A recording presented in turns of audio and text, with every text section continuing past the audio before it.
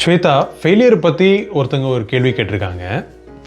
1-2 தடவை நான் ஒரு ஃபெயிலாகிறனால நான் ஒரு தொடர்ந்து ஒரு ஃபெயிலியராகவே ஆயிட்டனோ அப்படின்னு ஒரு டவுட் எனக்கு வருது.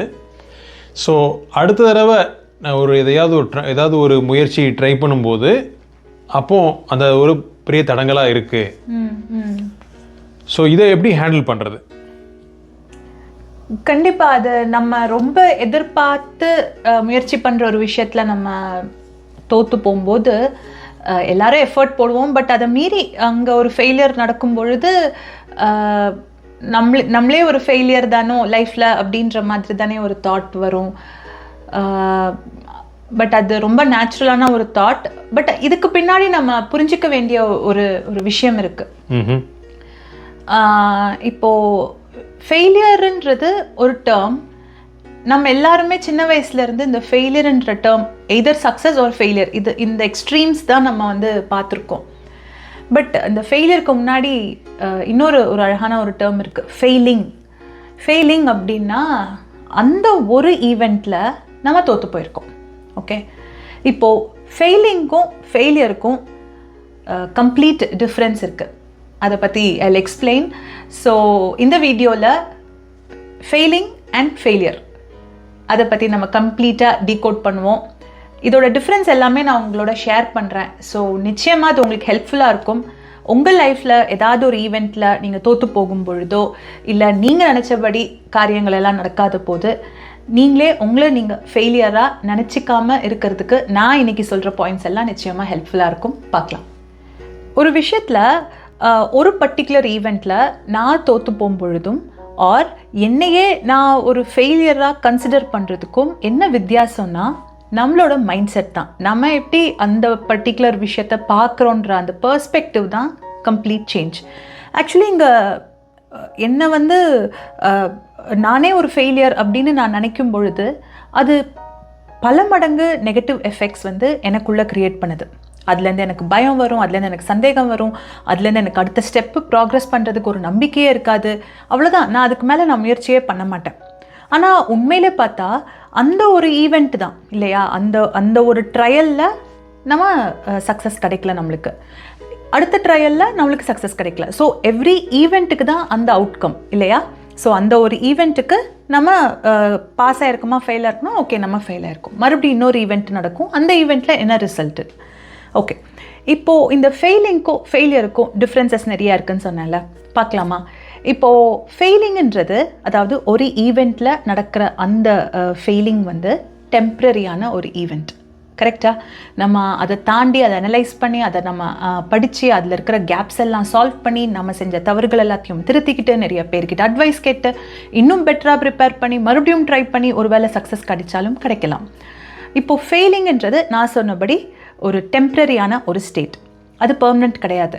ஆனால் நானே ஒரு ஃபெயிலியர்னு நான் நினைக்கும் பொழுது அது என் மைண்டில் ஒரு பெர்மனெண்ட்டான ஒரு இமேஜை பில்ட் பண்ணுறதுக்கு கூட வாய்ப்பு இருக்குது.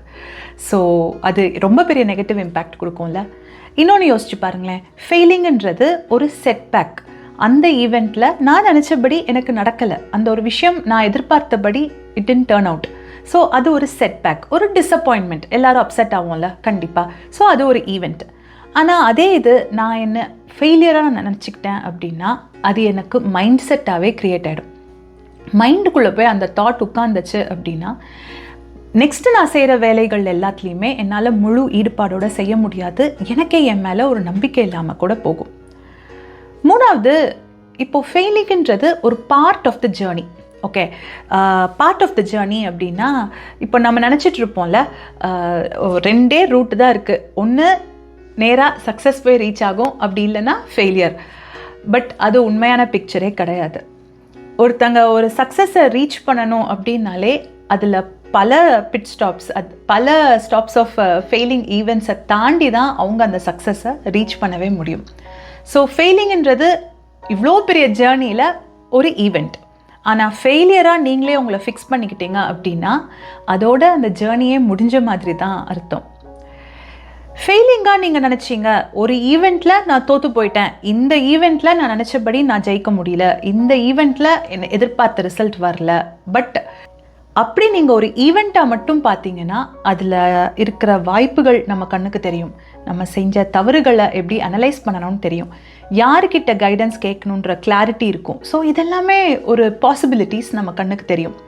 ஆனால் இதே இது ஒரு நடந்த ஒரு விஷயத்தில் வந்து நீங்கள் தோற்று போயிட்டீங்க அப்படின்னு நினச்ச உடனே ஓகே நானே ஒரு ஃபெயிலியர் அப்படின்னு நீங்கள் நினச்சிட்டிங்கன்னா அது வந்து நான் முன்னாடியே சொன்ன மாதிரி அதோட அந்த ஜேர்னி முடிஞ்சதுன்னா அதில் இருக்கிற வாய்ப்புகள், அதில் எப்படியெல்லாம் நீங்கள் திருத்திக்கலாம், என்னென்ன ஆப்பர்ச்சுனிட்டிஸ் இருக்குது, எங்கெங்கே நீங்கள் ஹெல்ப் கேட்கலாம், இந்த எதுவுமே நம்ம கண்ணுக்கு தெரியவே தெரியாது. அதோட த டோர் இஸ் க்ளோஸ்டுன்ற மாதிரி தான்.